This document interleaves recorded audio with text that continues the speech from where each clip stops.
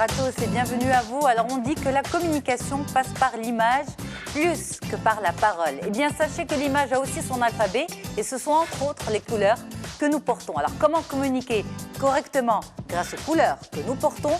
Vous en saurez plus dans un moment. Ensuite, nous parlerons d'une période de la vie de nos enfants qui peut parfois nous dérouter, à savoir la préadolescence. Pas encore ado, mais parfois plus des enfants. Cet entre-deux mérite qu'on s'y intéresse. Atman testera pour nous ensuite une initiative qui vise à mieux sensibiliser à l'handicap. Vous en saurez plus dans un petit moment. Et puis pour finir, ces questions de la part des parents, comment venir à bout des microbes et comment immuniser mon enfant, eh bien on en parlera aussi aujourd'hui. On se dit tout, ça démarre tout de suite et à tout de suite donc pour le développement.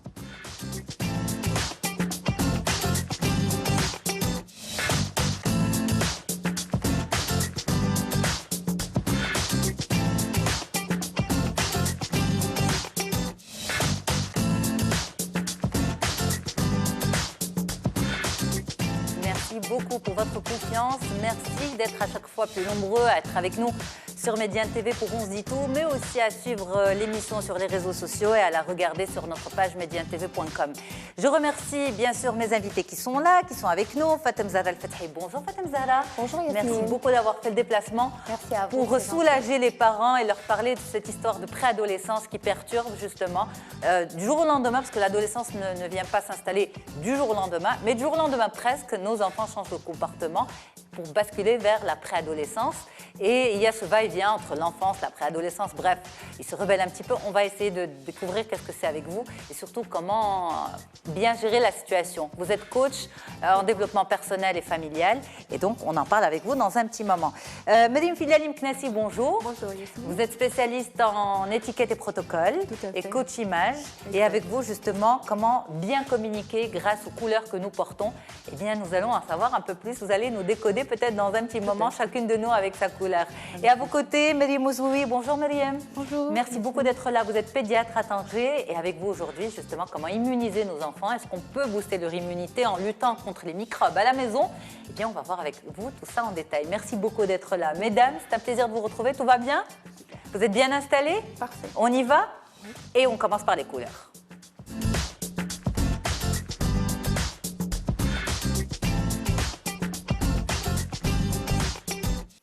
Alors, Madame Filali Mknassi, on dit que les couleurs parlent, enfin que l'image parle bien plus que les mots, oui. Et que les couleurs aussi ont des messages, sont porteurs, une couleur, sont porteuses d'images. Voilà. Est-ce qu'on se rend compte du message que l'on veut véhiculer lorsqu'on choisit une couleur? Eh bien, on va voir ce qu'en pensent les personnes que nous avons rencontrées. Les couleurs, c'est quelque chose de beau. Moi, j'aime bien le blanc parce que ça représente la pureté, le bonheur, l'abstrait. Moi, j'aime bien le blanc, je trouve que c'est beau. Le noir aussi, malgré cette signification qu'on a du noir assez sombre, une signification assez sombre, une signification assez lugubre. Mais moi, je trouve que c'est une très belle couleur. Le bleu aussi, le vert. Toutes les couleurs sont belles. Moi, je suis très noire. Déjà, mon placard est plein de noir. Pour moi, c'est la sobriété. La couleur peut venir plus en accessoire. Bon, le blanc, c'est la paix. Le noir, c'est tout ce qui est malheur. Rouge, je dirais amour. Le blanc, c'est la pureté. Le rouge, l'amour. Le jaune, la stabilité, la sérénité. Le bleu, le calme. Le vert, la nature. Le violet ou bien le mauve, la vie et la joie. Eh ben finalement, on se rend compte que les gens sont bien renseignés quand même. C'est incroyable, oui, c'est ça. Très bien. D'ailleurs, j'ai fait exprès de porter du noir avec du rouge pour bien montrer le contraste. Exactement. Mais cela dit, je crois qu'il n'y a pas encore de consensus sur le noir. Est-ce que le noir, c'est la sobriété ou c'est le deuil? Ah, voilà. Donc le noir, si on veut commencer par le noir, d'abord ce n'est pas une couleur le noir. Le noir, il faut savoir que il faut l'avoir comme basique. Mais porter du noir entièrement, c'est le deuil, d'une part. C'est pour ça que quand on va dans un vernissage, on a la petite robe qu'on appelle la petite robe à 3 trous, qui est simple, sobre. Le fond de placard. Le fond de placard, mais il faut ajouter soit une couleur, soit dans les accessoires, soit pour lui donner ce côté sophistiqué et ce côté classe avec le noir. Ça, c'est le change, noir. voilà. Parce que quand on porte du noir, ça veut dire qu'on veut rester tranquille, qu'on se referme sur soi-même. Et donc, il faut un peu l'ajouter de Mais couleur. est-ce que nos émotions, je vais y arriver, est-ce que nos émotions intérieures dictent nos choix de couleurs? Par exemple, quand on ouvre son placard et qu'on a plein de couleurs, quand on opte, par exemple, un jour pour un total look noir, c'est parce qu'au fond, on n'a pas trop envie qu'on nous cherche. Exactement. Ça veut dire ça? C'est ça ce que je veux transmettre comme message. C'est ce qu'on appelle la psychologie de l'image, c'est l'intention. Aujourd'hui, c'est vrai qu'avec le conseil en images, on connaît nos couleurs, on sait quelles sont les couleurs qui nous vont pour illuminer notre visage. Bien évidemment, on peut porter toutes les couleurs, mais il y a certaines couleurs qui illuminent notre teint. Et aujourd'hui, je voudrais que les personnes, donc quand elles ouvrent le placard, elles se décident qu'est-ce qui va aujourd'hui faire une balance pour mon état d'esprit.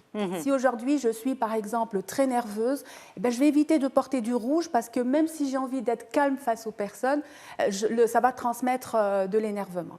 Si je veux, donc il y a énormément de couleurs dans le monde professionnel, dans le monde social. Je vais donner un exemple aussi, si je me permets, du bordeaux par exemple.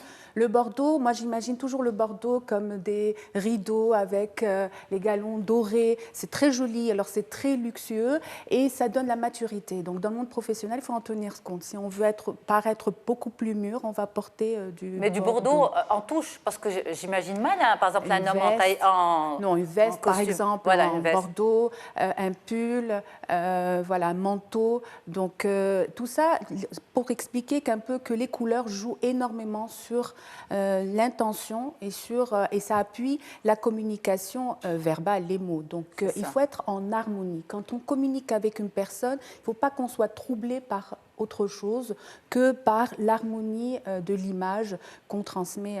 Voilà, mais alors ces couleurs qu'on appelle en général corporate, à savoir le noir, le bleu marine, le gris, pardon, c'est comme, par exemple, le noir, un costume entièrement noir ou un tailleur entièrement noir, ça reste. Finalement, quand on écoute la psychologie des couleurs, c'est pas ce qui est conseillé, parce que ça veut dire laissez-moi tranquille.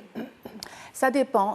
D'abord, en corporate, dans le monde professionnel, ça dépend dans quel secteur nous travaillons. Donc ça, il faut en tenir compte.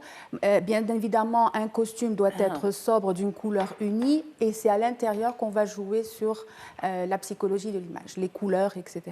Je donne l'exemple, par exemple, un tailleur en bleu marine, par exemple, ça donne un message de strict, de rigueur. C'est pour ça, la plupart du temps, on le trouve dans le domaine financier. Donc bleu marine est aussi dans les tenues, par exemple, chez les policiers, chez les pompiers. Donc on les trouve, c'est un costume de rigueur et de sérieux. Si on ajoute du blanc, par exemple, ou d'autres couleurs, ça va souligner encore plus de rigueur et des lignes. D'accord. Donc le blanc, par exemple, là on a des images c'est la de pureté, c'est la neige, et c'est pas pour rien quand des fois, je vais donner l'exemple, j'aime beaucoup donner cet exemple, quand on va louer par exemple une maison, on va dire on va lui donner un coup de blanc. Ça veut pas dire que ça va être plus propre qu'avant, mais c'est juste pour donner cet esprit de pureté, de blancheur, etc. Donc quand on va le porter, et d'ailleurs c'est très dans le monde médical, Madame va sûrement nous dire, dans le monde médical on utilise le blanc parce que c'est sobre, c'est propreté, pureté, etc. Exactement. Donc voilà, donc tout cela, c'est avec une intention. Je donne aussi l'exemple du violet. Le violet, c'est une couleur qui n'est pas acceptée par tout le monde. Ça peut être... alors, on n'a pas de milieu. Il y en a qui aiment le violet, il y en a qui n'aiment pas. Parce que dans certaines cultures, c'est lié à la religion, donc il y en a qui évitent, par exemple, de porter. Ou d'autres, le violet, c'est signe de loyauté, de personne qui est battante. Et je rappelle toujours un exemple de Hillary Clinton, si je me permets, qui est montée quand elle était lors des élections, elle avait porté du blanc. Ça veut dire que je suis dans la transparence, Et quand elle a raté les élections, elle avait porté du noir, donc ça veut dire je suis dans la défaite, dans le deuil, mais en même temps, elle avait porté du violet. Ça veut dire que je reste battante et je reste... Donc elle a voulu le communiquer. Oui, et d'ailleurs son mari portait la cravate en violet pour l'accompagner. C'est faux, ça veut dire que ça va loin, cette étude de la communication des couleurs. Des couleurs, c'est important parce que c'est des messages qu'on veut transmettre. Le rose, par exemple, si je me permets. Fatem Zahra est en rose. Voilà, le rose, c'est la féminité. Ouais. Je suis féminine, On confirme. je suis femme, j'aime la douceur, voilà, je suis sensible, je suis là, je maintiens ça. Donc c'est un message qu'elle donne. D'ailleurs, on le ressent, on sent cette féminité et cette douceur. Et c'est un message qui l'accompagne, est en parfaite harmonie avec sa personnalité. Si je donne l'exemple de Madame, aussi, elle porte donc du marron. Là, le marron, c'est plutôt, ça nous rappelle le chocolat, ça nous rappelle les cookies, ça nous rappelle la terre. Et c'est vraiment, je suis sur terre. Je suis les pieds sur terre, je vous écoute, enracinée, traditionnelle. Et tout ça, c'est des messages. Voilà. Le rouge, moi, ce que je porte, le rouge, c'est l'action. L'action, quand on est amoureux, par exemple, on oublie tout et on va droit. On porte souvent du rouge, d'ailleurs, à Saint-Valentin. Par exemple, c'est un mois où on porte souvent. Ça veut dire que j'oublie tout l'entourage et j'y vais jusqu'à mon but. Moi, aujourd'hui, je l'ai... Mais est amoureuse, alors pour toujours. Je suis toujours amoureuse de la vie. Mais je l'ai calmée avec du noir pour montrer que... Parce que souvent, j'entends dans notre armoire, on n'a que du noir. Je dis aussi qu'il faut balancer. Il faut faire une petite balance. Et puis, il y a le rouge et le vert. Il y a aussi ce qu'on appelle les compositions. Alors, il y en a 3 que je vais citer. Le rouge et le vert, ça veut dire, ça donne un message de positif. Donc, si on veut vraiment être si on veut communiquer quelque chose de positif, ça sera être le rouge et le vert. On a aussi le jaune et le violet. Mais pardon, une question. Jaune. On revient à l'image d'avant, le rouge et le vert, si vous permettez en régie. Voilà. Par exemple, c'est vrai, vous dites mélange rouge et vert, c'est la communication de la... Positif. Je suis positive. Positif, oui. Maintenant, si j'ai un entretien, oui. Est-ce que c'est bien le message de positive, c'est très bien. Mais est-ce que je peux me permettre de porter ça en entretien ? Je ne dirais pas. Parce que ça dépend d'abord de l'activité où on va travailler. Donc, moi, je considérais plus que ça va être un costume sobre, de couleur bleu, noir ou gris. Et à l'intérieur, peut-être qu'on va porter une couleur un peu plus... Là, on va jouer sur les messages. On va choisir... moi, je dis toujours, référez-vous au logo de l'entreprise. C'est toujours bien. Les couleurs du logo. Si peut-être qu'il y a un petit orange, on va toucher un petit orange. S'il y aura du rouge, ça va marquer un petit peu cet esprit de l'interlocuteur pour dire, tiens, ah ben, il reprend, ou un petit foulard, de même couleur de logo. Petite pensée. C'est toujours intéressant. Mais on va rester dans la sobriété. Là, je dis, si on a une sortie où on veut communiquer avec des couleurs positives, c'est l'occasion de 3. Le jaune. Alors, le jaune, bien évidemment, ça nous rappelle le soleil, ça nous rappelle l'énergie, ça nous rappelle les petits poussins, ça nous rappelle l'énergie. Voilà, ça veut dire que si on veut être dans la communication, si on veut être... Ça nous rappelle aussi, si on veut être dans l'énergie, qu'on veut communiquer des choses positives, on porte du jaune. Et aussi, en général, quand il y a du beau soleil, on sort entre amis, en famille. Ça veut dire que c'est une communauté qu'on va vers les autres. Voilà, c'était une petite question à Myriam, justement. Moi, c'est juste par rapport à moi, une petite remarque. Vous avez parlé de noir tout à l'heure. Oui. Moi, le noir, généralement, je le porte quand vraiment, je n'ai pas la tête à chercher les couleurs. Je suis d'accord, moi aussi. Ben voilà, donc... C'est dommage. Aujourd'hui, moi, je pense qu'il faut avoir une intention. Si c'est votre intention, quand on porte... Si vous voulez rester tranquille, que les gens ne viennent pas vers vous, que vous voulez rester... Non, c'est pas par rapport à ça, c'est par rapport, c'est-à-dire que... J'ai pas envie de me casser la tête. Voilà. J'ai compris. Donc, je prends une chemise noire, un pantalon noir et voilà les... Voilà. Mais aujourd'hui, moi, je pense qu'aujourd'hui, notre armoire et aussi nos vêtements, en fait, ils nous protègent. Donc aujourd'hui, il faut avoir une autre notion. Quand on a chaque pièce, on doit prendre soin et chaque couleur a un message. Donc ce matin, quand j'ouvre l'armoire, je décide qu'est-ce que je vais m'habiller, qu'est-ce que je veux transmettre comme message. Qu'est-ce que le gris, par exemple, le gris, c'est la neutralité, puisque c'est le mélange du blanc et du noir, du mâle et donc le yin, le yang, etc. Et ça veut dire que je m'efface neutre, mais je mets en avant mes compétences. Donc tout ça, c'est prendre conscience de certaines couleurs, de leur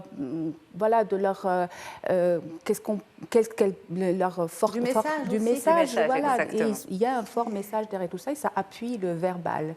Voilà. Alors, on y va pour une question. On a une question pour vous, Myriam. Ahmed qui nous dit porter du noir rend-il négatif ? Rend-il négatif? Ça dépend. Alors évidemment, moi comme je l'ai dit au début, ça porte négatif si on le porte entièrement, entièrement, de haut en bas, jusqu'aux chaussures. Là, ça va être vraiment, on est, laissez-moi tranquille, je veux parler à personne, je ne veux pas communiquer. Maintenant, si on le veut, c'est très bien, ça veut dire que c'est ce qu'on communique. Mais si vous allez quelque part, vous allez rencontrer des personnes et vous voulez aller vers les personnes et vous portez du noir, c'est négatif. C'est ça. Merci beaucoup, Mariam Fidali Mknati. On reste ensemble sur Média TV, bien sûr, dans On se dit tout. On va parler. Vous avez des ados, Mariam. Vous avez connu la préadolescence aussi. Toujours. Encore. Vous allez pouvoir justement nous renseigner dans un petit moment. C'est notre sujet à venir.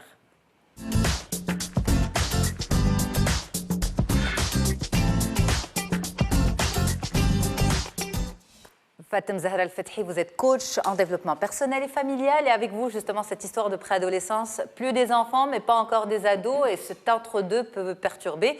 Nous avons la chance de rencontrer une maman qui va nous raconter son expérience et puis son astuce à elle pour s'en sortir et puis d'autres personnes aussi par rapport à ce sujet. On regarde et on revient tout de suite.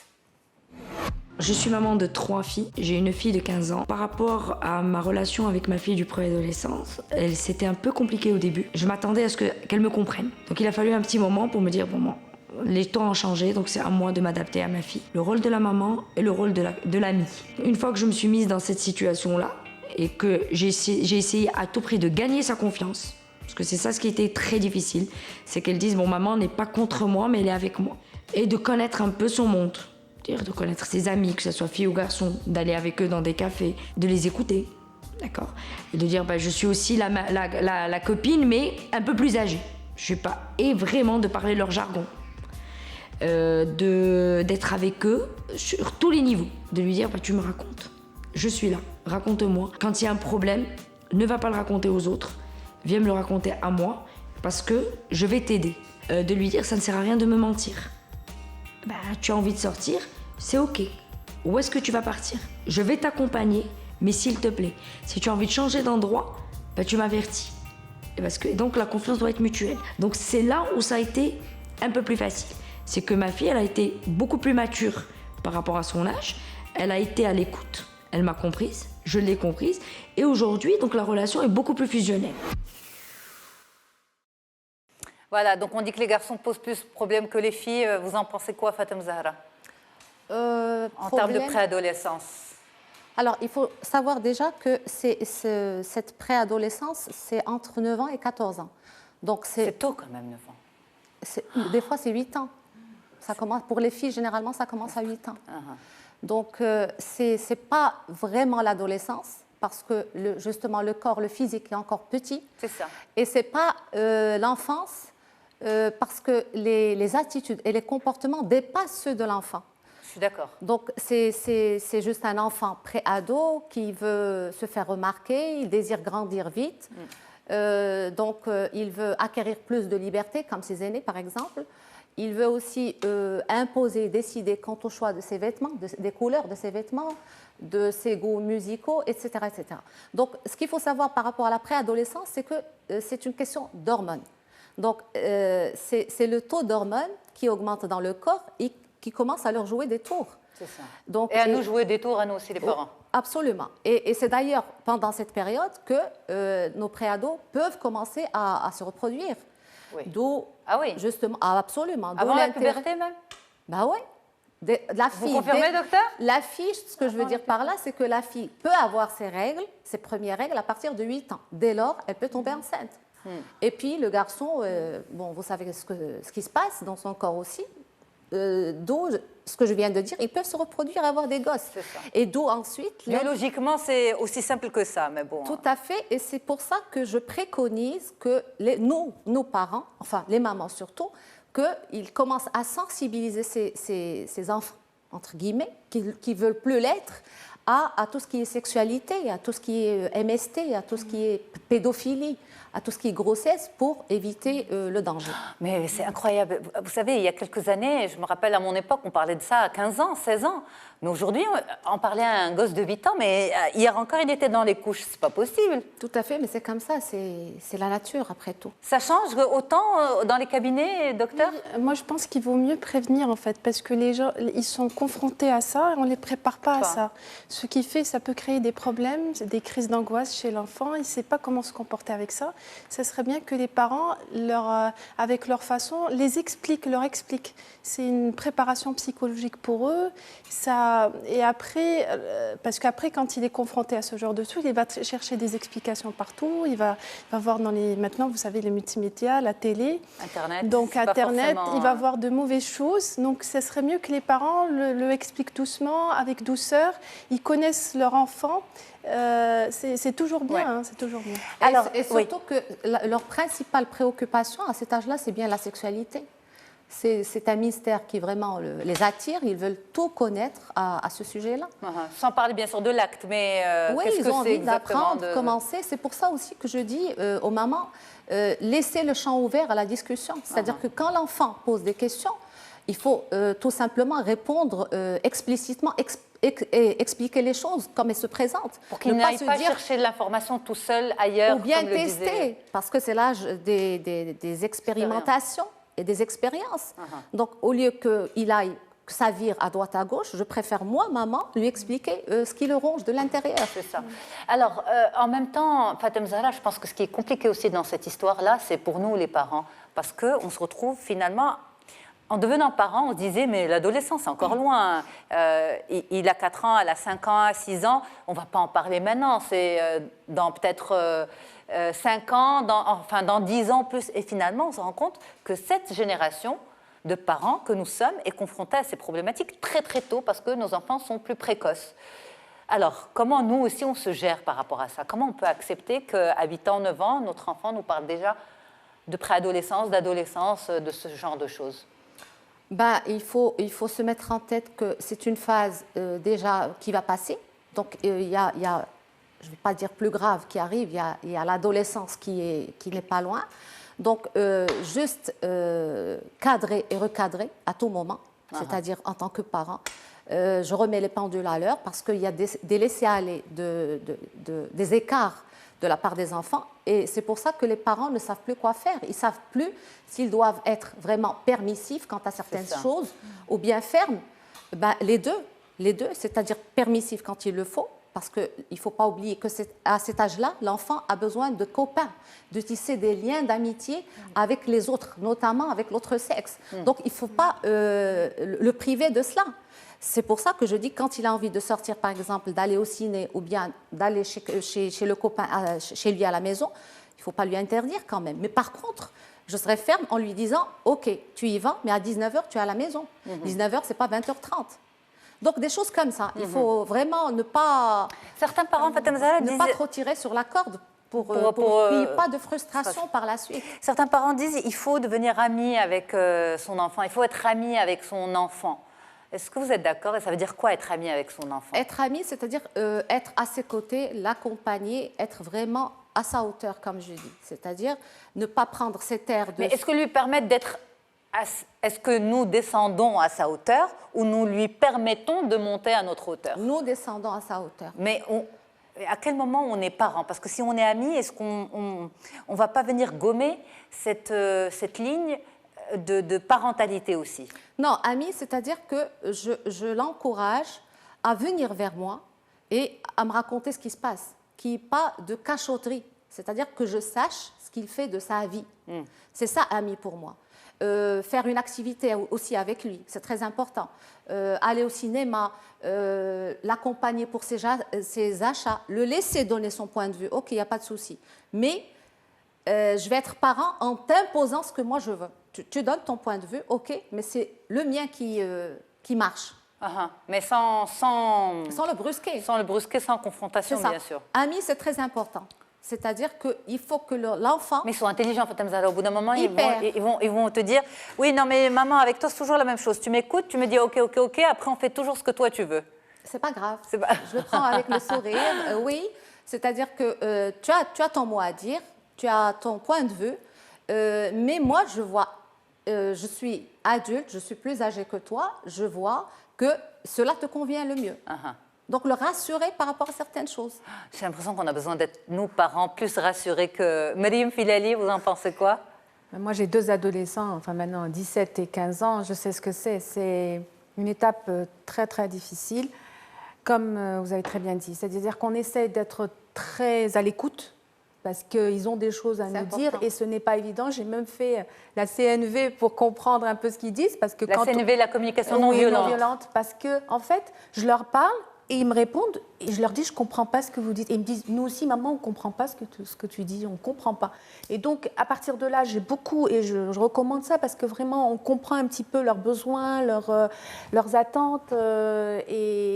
Mais c'est très difficile. Oui, encore plus, je peux dire que je suis une femme seule et face à 2 adolescents, c'est vraiment très, très lourd comme responsabilité. Maintenant, en tant que conseillère en image, ça les amuse parce que quand on sort, OK, dis-nous comment on va s'habiller, c'est quoi ça? Alors, ils prennent ça. Donc, ça m'a permis aussi de les approcher, d'avoir une confiance. Mais il y a des accidents de parcours et je les ai vécus aussi. Il faut les accepter aussi, je pense. Il faut les accepter, les écouter. Non, il faut accepter ces accidents de parcours, n'est-ce pas, Fatem Zahra? Parce qu'il y a pas, on n'est pas avec un mode d'emploi, nos enfants ne naissent pas avec un mode d'emploi. Donc, malgré tout, s'il y a des accidents de parcours, il faut se dire que ce n'est pas grave. Non, ce n'est pas grave, il faut juste les corriger, tout simplement. J'insiste là-dessus, le pré-ado ou l'ado essaye, c'est-à-dire il adore le risque, il essaie le danger. Donc, c'est-à-dire, si je dois corriger, par exemple, mon ado, je sens qu'il s'adonne, il veut essayer la cigarette. Donc, si je ne le remets pas en place, une fois ado, il va fumer. Pour l'alcool, c'est pareil. Pour la drogue, c'est pire. Donc, il n'y a pas que ça. Et puis, on remarque aussi que le pré-ado, il a des fois envie de conduire la voiture de maman et de papa. C'est des bébés, c'est pas possible. Il n'évalue pas le danger qu'il encourt. Ils n'ont pas encore fini les vaccinations. Ben, c'est pour ça, voilà. C'est ça. C'est vrai. Il faut ils sont très intelligents. Parler de certains points, de tout avec eux. C'est vrai. Voilà le danger. Et je voudrais juste dire, on se dit, pour moi, je me dis, moi aussi j'étais ado, j'étais enfant, je sais tout. Et il y a des choses, ils trouvent mieux que nous, ils sont très intelligents. Bon, merci de nous rassurer, Maryam. Alors, on va marquer une courte pause et on revient pour continuer le sujet, passer à autre chose. On va aller voir cette expérience que Athman va tester pour nous, une expérience très spéciale, dîner dans le noir, pourquoi et comment. Et puis, nous verrons comment nous pouvons aussi prévenir et puis immuniser nos enfants contre les microbes. On regarde. Enfin, on arrive, pardon. À tout de suite.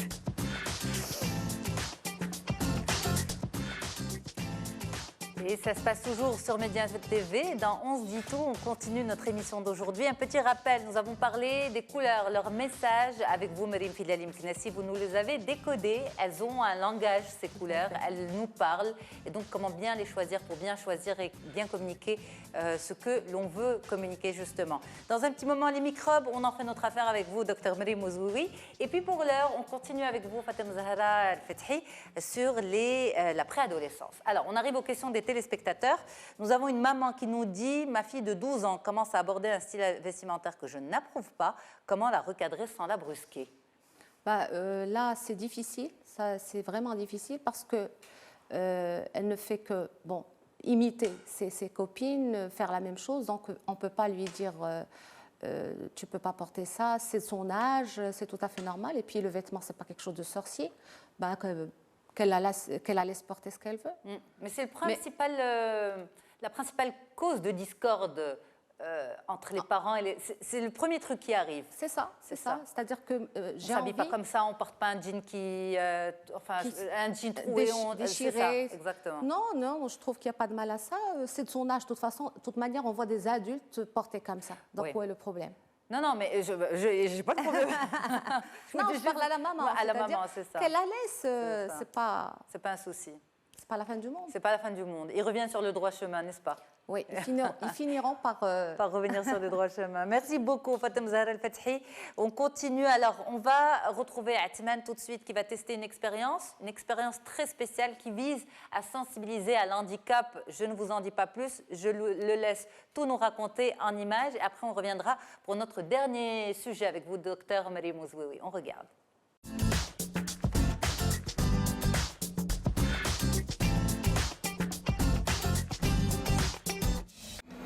Bonjour Yasmine et bonjour à tous. Nous connaissons les 5 sens chez l'homme. L'odorat, la vue, le toucher, l'ouïe et le goût. Si je vous proposais aujourd'hui une activité hors du commun où nous allons supprimer un de ces sens, je vous en dis pas plus, suivez-moi. Bonjour Monsieur Rachid. Bonjour Monsieur Atman. Merci beaucoup de nous recevoir aujourd'hui. Avec plaisir. Vous êtes le fondateur et le président de l'association Amardev. Qu'est-ce que c'est que cette association? L'association Amardev est l'association marocaine pour la réadaptation des déficients visuels qui s'occupe d'informer les pouvoirs publics sur les concepts de réadaptation et de compensation du handicap visuel. Alors aujourd'hui, donc dans le cadre de notre rubrique, nous allons tester une activité un peu hors du commun, le restaurant dans le noir. Alors, quelle est votre participation dans ce restaurant? Notre association s'occupe d'un centre de ressources où nous aidons les étudiants à s'intégrer. Ils peuvent s'offrir un petit emploi et une expérience humaine extraordinaire en servant et en guidant des personnes. Pour une fois, ce n'est pas le non-voyant qui est guidé par un voyant, mais c'est le contraire. Cela nous explique qu'une personne non-voyante, à partir du moment où elle est bien formée, où on répond exactement aux besoins qu'elle a pour qu'elle puisse exercer un emploi, quel qu'il soit, les non-voyants ont cette faculté d'adaptation qu'on peut considérer quand même comme extraordinaire.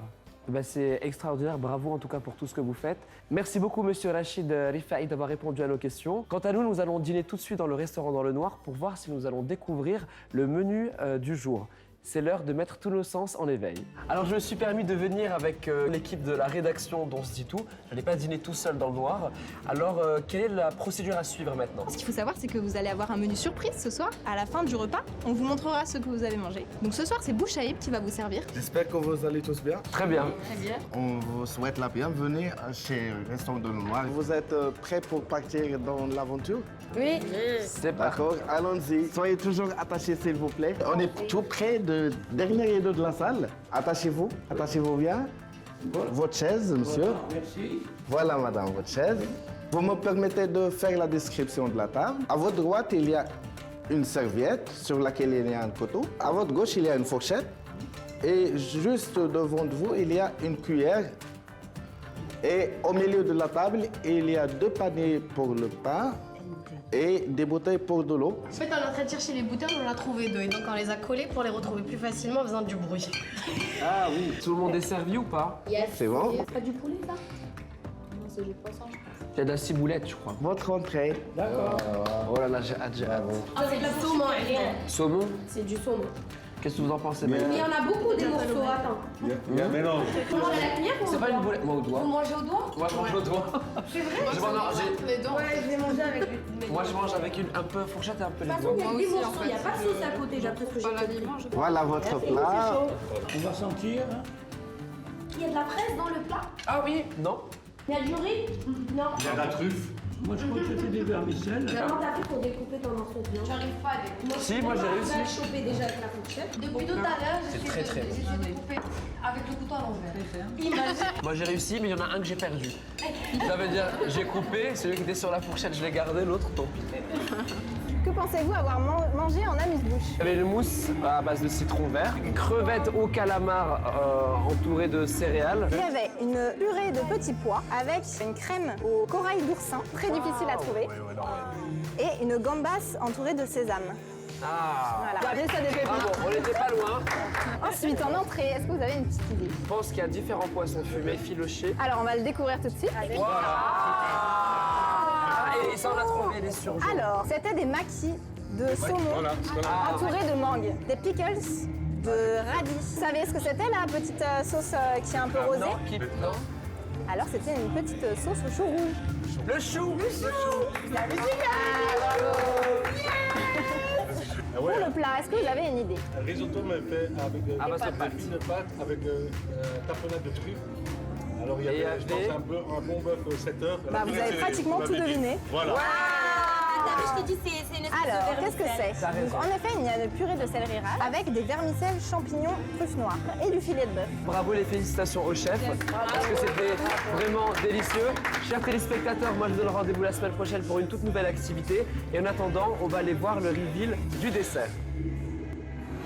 En tout cas, nous, on a adoré. Je crois vraiment que chez vous, vous avez adoré cette belle expérience très humaine, organisée notamment par l'association Amardef. Et on remercie le président qui nous a guidés aussi, reçus, sensibilisés, mené cette action, Monsieur Rifaï. Bravo à toute l'équipe. Merci d'avoir tous joué le jeu.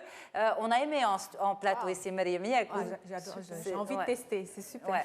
Parce que vraiment, c'est très humain de se mettre comme ça dans la peau de ces personnes en situation de handicap. C'est très dur, exactement, de se rendre compte de... Et puis, d'être guidé par ces personnes, je trouve ça très beau. Magnifique. Mme Zahra, à tester? Oui, oui. Absolument. Oui, tout à c'est fait. sur Casablanca. Et puis, c'est sympa, entre amis, c'est ça, exactement. De déguster. Asman a été top, il a embarqué avec lui toute l'équipe. Ils ont fait ça tous ensemble. En tout cas, bravo. Bravo, exactement. Bravo. Moi, je pense que c'est la meilleure activité, jusque-là testée, à laquelle j'adhère, mais à 2000%. Allez, changement de cap maintenant. On parle santé, on parle microbes, on parle sensibilisation et on parle précaution.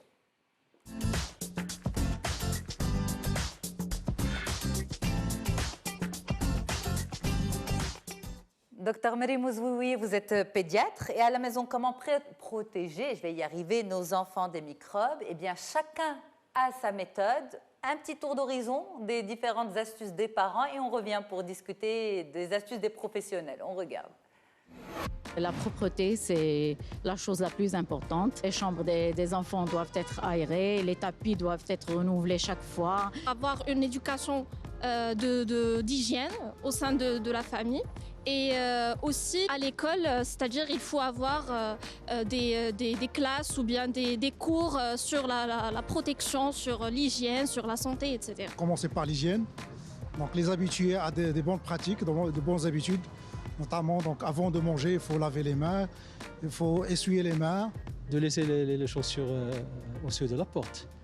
Prendre des pantoufles, par exemple. Inculquer des choses élémentaires telles que ne pas utiliser la même brosse, ne pas utiliser le même verre quand on boit. Il faut toujours se laver les mains avant, en rentrant de l'école, le matin, avant de toucher quoi que ce soit, pour faire sa toilette. Alors justement, cette proposition d'enlever les chaussures à la porte, ne pas rentrer avec ses chaussures à l'intérieur de la maison, culturellement, on n'a pas cette habitude, mais ça existe dans d'autres pays, notamment en Turquie. Vous en pensez quoi, Dr Ouzououi? Est-ce que nos chaussures transportent des microbes à l'intérieur de nos foyers? Bien sûr, le sol, il regorge de micro-organismes. Et quand vous transportez, vous avez des chaussures, vous avez de la terre, vous avez plein de micro-organismes, c'est sur le tapis. Il y a le bébé, il joue sur le tapis, il met ça dans sa bouche parce que vous savez que le bébé, la bouche pour lui, c'est comme les yeux, il découvre tout à travers sa bouche. Et il peut avoir aussi des matières fécales, il peut attraper plein d'intoxications alimentaires, des salmonelloses. Donc c'est très important, comme elle a dit, il faut avoir une éducation de l'hygiène de la vie, il faut apprendre à ses enfants à avoir une certaine hygiène à la maison. Et adopter cette hygiène, ça doit être en fait un réflexe pour tout le monde. Alors l'histoire des chaussures, parce que ça, même des parents sont contre. On vous dit, oui, mais quand même, je ne vais pas laisser les chaussures dehors, je reçois du monde, je ne vais pas demander aux gens de laisser leurs chaussures dehors, qu'est-ce qu'on va penser de moi?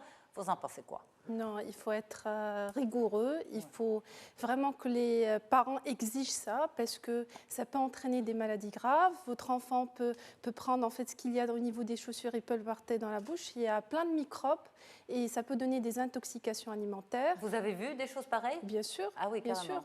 On a vu beaucoup de salmonellose, des intoxications, des gastroentérites, parce que l'enfant, il joue, il attrape tout. Hein, donc, il va sur le tapis, il est sur le sol, votre enfant, il ne marche pas.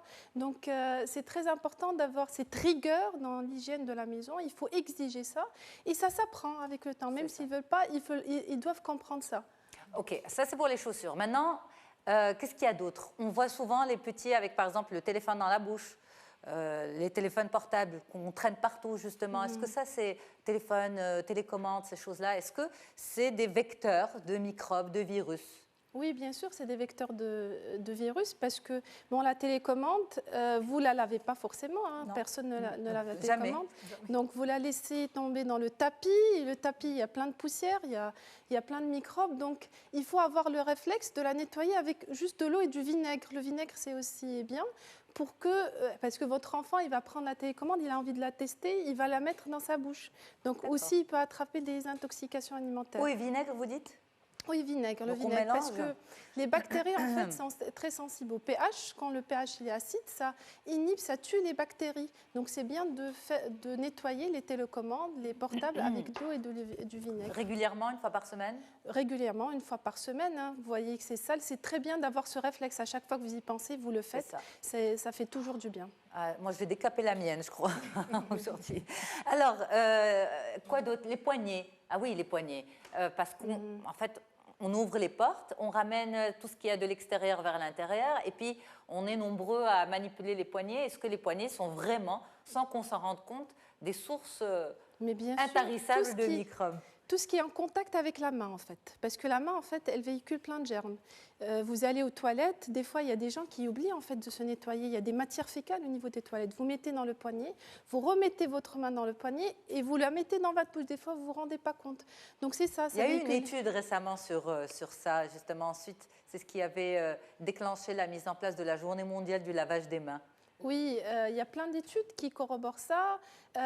En fait, moi, j'insiste aussi sur quelque chose de très important, sur le torchon et sur les serviettes, parce qu'on n'y pense pas souvent. Au niveau des toilettes, c'est-à-dire quand on va aux toilettes, on se lave les mains et on utilise la même serviette. Parce qu'on se dit nos mains sont propres. Nos mains sont propres, on met du eau de savon, on nettoie avec les mêmes serviettes. Et c'est les mêmes bactéries. Il y a quelqu'un d'autre, en fait, qui va s'essuyer avec les mêmes bactéries. Pourquoi les bactéries, elles ne sont pas parties dans le lavabo avec l'eau ? Mais si on le nettoie, non. Si vous nettoyez avec de l'eau, vous mettez dans la serviette, ça reste dans la serviette, bien sûr, on ne va pas tout sans enlever. serviette. Par exemple, j'ouvre mon robinet, je mets du savon, je me lave les mains sous l'eau, je rince, j'enlève le savon et ensuite j'essuie mes mains. Alors, vous ne nettoyez pas tout. Des fois, il y a quelques restes de bactéries qui restent. Si vous le faites, c'est-à-dire si la serviette est utilisée plusieurs fois, c'est-à-dire vous la laissez une semaine, je vais dire, elle est humide déjà. Et l'humidité, ça entraîne une prolifération des bactéries. Donc, il faut avoir le réflexe aussi de changer les serviettes, voire d'utiliser... Ou bien peut-être qu'il est préférable d'utiliser des serviettes en papier jetable. À la maison, on n'a pas forcément ce réflexe. On ne l'a pas, mais on devrait peut-être l'intégrer dans les salles de bain. À la cuisine, à la limite, on a les rouleaux, mais... Ou bien, il faut la changer, la sécher, vous lavez à chaque fois, vous le séchez, parce que le fait de sécher, ça tue aussi les bactéries. Si vous ne pouvez pas acheter des serviettes...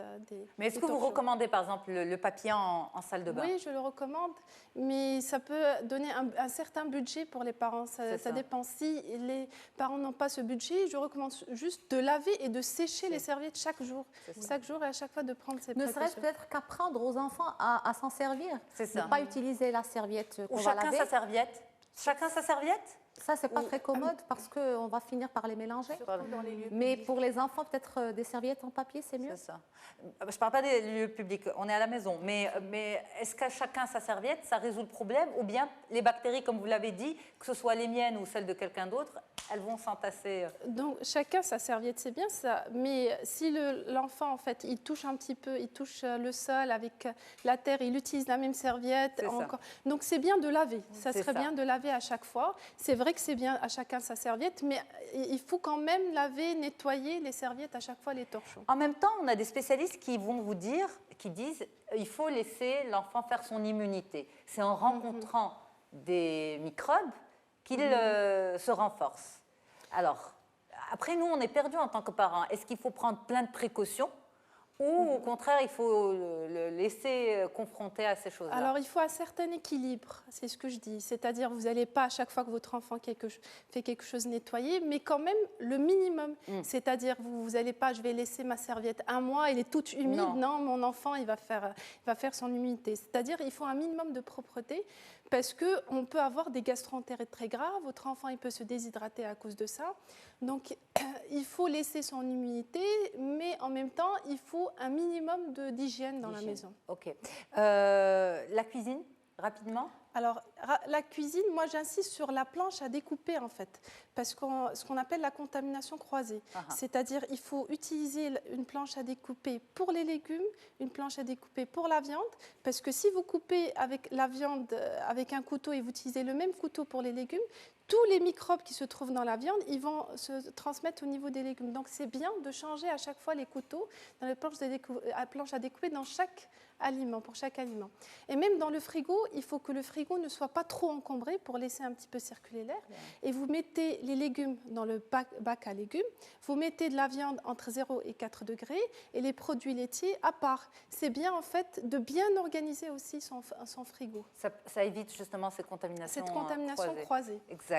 Alors, on a les questions des parents et c'est surtout des mamans ici. Nous avons Camélia qui nous dit « Je stérilise tout ce que ma fille peut toucher. Est-ce la bonne méthode à avoir pour la protéger des microbes ?» Moi, je ne suis pas d'accord. C'est-à-dire, il faut pas trop, on ne stérilise plus trop les biberons. C'est-à-dire, c'est bien de le laver avec un lave-vaisselle. Et par contre, il faut changer l'éponge parce que l'éponge aussi, c'est un bouillon de culture pour les microbes. C'est-à-dire, il faut l'éponge pour laver en fait le biberon. Pour laver la vaisselle. Okay. Parce que aussi, vous utilisez la même éponge et c'est un nid à microbes en fait. Donc il faut pas trop stériliser, il faut la nettoyer, mais pensez à changer l'éponge. C'est vrai, c'est vrai. Il faut changer régulièrement et c'est vrai qu'on la voit des fois se détériorer carrément. J'ai l'impression que ça vous rappelle une image, Marie. De l'éponge qui s'émiette complètement. Je crois que c'est du déjà vécu partout dans tous les foyers. Alors, Hana, qu'est-ce qu'elle nous dit? Est-ce qu'avoir un animal de compagnie augmente le risque qu'il y ait des microbes dans mon foyer? Moi, je ne pense pas. Ça dépend. Si votre enfant il a une allergie au poil de chat, bien sûr, il ne faut pas qu'il soit en contact au poil de chat. Mais le fait d'avoir des animaux de compagnie, on va gérer. Je gère selon l'enfant. S'il me fait des allergies, c'est bien d'avoir un contact. Moi, je suis pour avoir un contact avec les animaux. Ça serait bien. Non, je ne suis pas contre. Eh bien, merci beaucoup, Marie Mouzouioui. Vous êtes pédiatre. Vous nous avez un petit peu, en quelque sorte, recadrer, dédramatiser cette histoire de bactéries, de microbes, mais aussi donner certains conseils en or pour les parents, justement, quand on a des enfants, et surtout des enfants en bas âge, on lutte contre les pics de fièvre, on déteste. Je sais que vous, les pédiatres, vous dites qu'il ne faut pas avoir peur de la fièvre, c'est une réaction normale du corps, mais nous, on la déteste, surtout quand c'est la nuit, qu'il faut gérer, les pleurs, etc. Je pense que les parents qui sont dans cette situation comprennent mon message. Merci beaucoup, mesdames. Fatima Zahra, El Fethi, coach en développement personnel et familial, merci infiniment de nous avoir apporté votre expertise en matière de préadolescence, justement, un sujet extrêmement délicat parce qu'on n'a pas envie, en fait on se retrouve face à des histoires de grands avec nos petits et on n'a pas trop envie de vivre ça. Marie Filali Mknassi, les couleurs n'ont plus de secret pour nous, leurs messages, leurs paroles, leur communication. Et puis Marie Mouzouioui, une nouvelle fois, merci beaucoup, pédiatre, pour cette histoire de microbes. Tout ça est à revoir sur notre site mediatv.com, ne l'oubliez pas. Et puis cette belle expérience testée par toute l'équipe de la rédaction de On se dit tout, sauf moi, on ne m'a pas conviée. Non, je rigole. Merci en tout cas d'avoir été avec nous. Ce dîner dans le noir, c'était organisé par l'association Amardef. Et donc, comment vivre une situation de handicap, comment à ce moment-là être dirigé par une personne non-voyante, c'est ce que l'équipe a testé pour nous. C'était aujourd'hui dans On se dit tout. À très vite, au revoir.